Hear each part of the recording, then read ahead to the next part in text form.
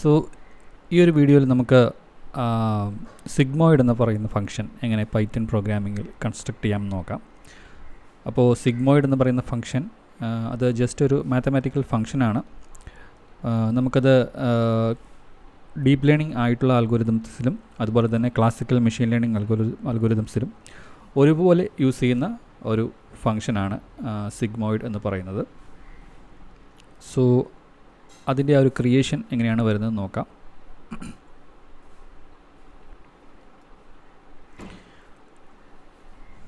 First of all ഒരു ഫംഗ്ഷനെ നമ്മൾ വിഷ്വലൈസ് ചെയ്ത് കഴിഞ്ഞാൽ നമുക്ക് കിട്ടുന്ന ഒരു ഷേപ്പ് എന്ന് പറയുന്നത്, അല്ലെങ്കിൽ അതിൻ്റെ ഗ്രാഫിക്കൽ റെപ്രസെൻറ്റേഷൻ എന്ന് പറയുന്നത് നമുക്ക് ഈ ഒരു രീതിയിൽ പറയാം. അതായത്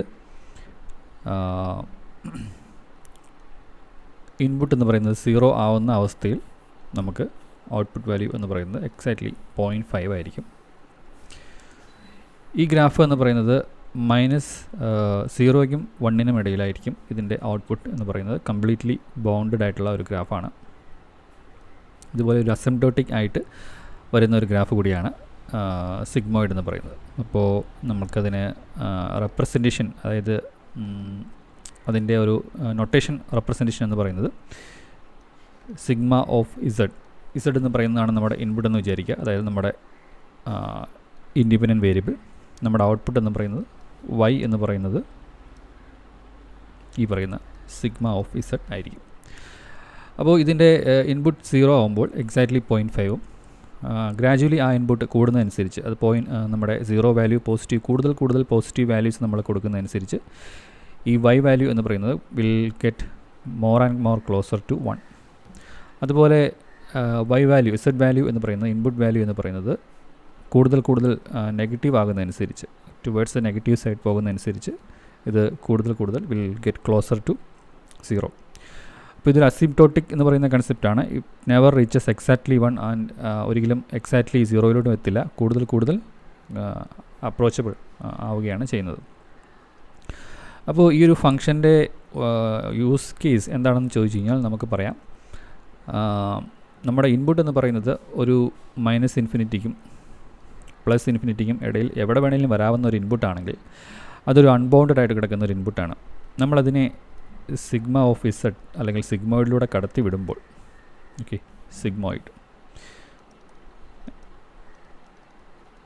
സിഗ്മോയിഡിലൂടെ കടത്തി വിട്ട് കഴിഞ്ഞാൽ ഡെഫിനറ്റ്ലി നമുക്കതിനെ എക്സ്ട്രീം നെഗറ്റീവ് വാല്യൂസിന് നമുക്ക് പറയാം അത് 0യ്ക്ക് അടുത്തും, നോട്ട് എക്സാക്ട്ലി 0, ക്ലോസർ ടു 0.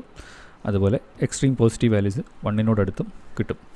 അപ്പോൾ ഈ അൺബൗണ്ടഡ് ആയിട്ട് കിടക്കുന്ന ഒരു വാല്യൂവിനെ അല്ലെങ്കിൽ ഒരു ഇൻപുട്ടിനെ ബൗണ്ടഡ് ലെവലിലോട്ട് നമുക്ക് കൊണ്ടുവരാൻ സാധിക്കും എന്നുള്ളതാണ് ഈ സിഗ്മോയിഡ് ഫംഗ്ഷൻ്റെ യൂസ് കേസ് എന്ന് പറയുന്നത്. അപ്പോൾ ഇത് പ്രത്യേകിച്ചും ന്യൂറൽ നെറ്റ്വർക്ക്സിലൊക്കെ ഈ ഒരു കാര്യം സിഗ്മോയിഡ് ഫംഗ്ഷൻ ആക്ടിവേഷൻ ഫംഗ്ഷനായിട്ട് ഉപയോഗിക്കാറുണ്ട്. സോ ഇതിൻ്റെ ഇതിൻ്റെ ഒരു ഇക്വേഷൻ റെപ്രസെൻറ്റേഷൻ എങ്ങനെയായിരിക്കും ഇതിൻ്റെ ഇക്വേഷൻ കണ്ടാലിരിക്കുക. സോ നമുക്ക് അതിൻ്റെ ഇക്വേഷൻ റെപ്രസെൻറ്റേഷൻ എഴുതാം.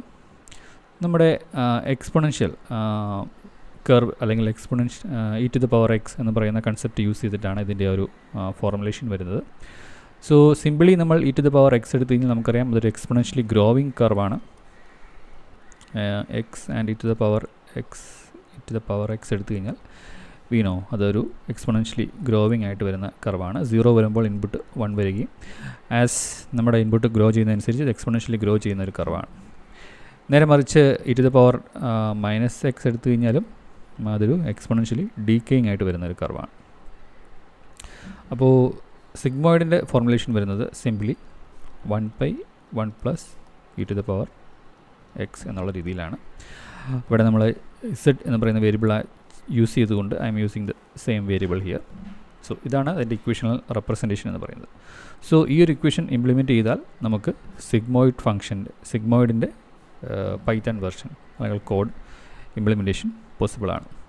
അപ്പോൾ അത് ചെയ്യാനായിട്ട് നമുക്ക് numpy യൂസ് ചെയ്യാം. സോ ഞാൻ അതിന് വേണ്ടിയിട്ട് ആദ്യമേ നമുക്കതിൻ്റെ ഇംപ്ലിമെൻറ്റേഷനിലോട്ട് പോകാം. numpy ഇമ്പോർട്ട് ചെയ്യുവാണ്. അതിനുശേഷം ഞാനതിനെ ഒരു ഫംഗ്ഷനായിട്ട് ക്രിയേറ്റ് ചെയ്യാനാണ് ഉദ്ദേശിക്കുന്നത്. സോ അതിനായിട്ട് ഞാൻ ഒരു ഫംഗ്ഷൻ ഡെഫിനിഷൻ ക്രിയേറ്റ് ചെയ്യുവാണ്. എൻ്റെ ഇൻപുട്ടായിട്ട് എനിക്കൊരു സിംഗിൾ വേരിയബിൾ മാത്രമേ ഉള്ളൂ. എൻ്റെ ഔട്ട്പുട്ടായിട്ട് I need to return 1 divided by. So ഈ രണ്ട് ഓപ്പറേഷൻസും ഞാൻ ജസ്റ്റ് ഒന്ന് ഗ്രൂപ്പ് ചെയ്യുവാണ്, സോ ദാറ്റ് ആ ഒരു ഓർഡർ ഓഫ് ഓപ്പറേഷൻ അഫക്റ്റ് ചെയ്യാതിരിക്കാനായിട്ട്. So 1/1 plus e to the power minus z ചെയ്യണം. സോ അത് ചെയ്യാനായിട്ട് എനിക്ക് np.exp എന്ന് പറയുന്ന ഫംഗ്ഷൻ യൂസ് ചെയ്യാം. ഇതിൻ്റെ അകത്ത് ഞാൻ മൈനസ് z യൂസ് ചെയ്യണം. So -1 into z. സോ ഇത്രയും ആയി കഴിഞ്ഞാൽ നമുക്ക് ഈ ഫംഗ്ഷൻ ഡെഫിനിഷൻ കംപ്ലീറ്റ് ആയി. ഈ ഇക്വേഷൻ്റെ കോഡ് വെർഷൻ നമുക്ക് കംപ്ലീറ്റ് ആയിട്ടുണ്ട്. ഇനി നമുക്ക് ഇതിലോട്ട് വാല്യൂസ് കൊടുത്തു നോക്കാം. അപ്പോൾ നമുക്ക് ആദ്യം പറഞ്ഞ പോലെ തന്നെ മൈ സിഗ്മോയിഡ് കോൾ ചെയ്യുമ്പോൾ what if I pass exactly 0. Okay, നമുക്ക് എക്സാക്ട്ലി 0.5 വാല്യൂ കിട്ടുന്നുണ്ട്. ഇനി എക്സാക്ട്ലി 0ക്ക് പകരം ഞാൻ slightly I am increasing the input.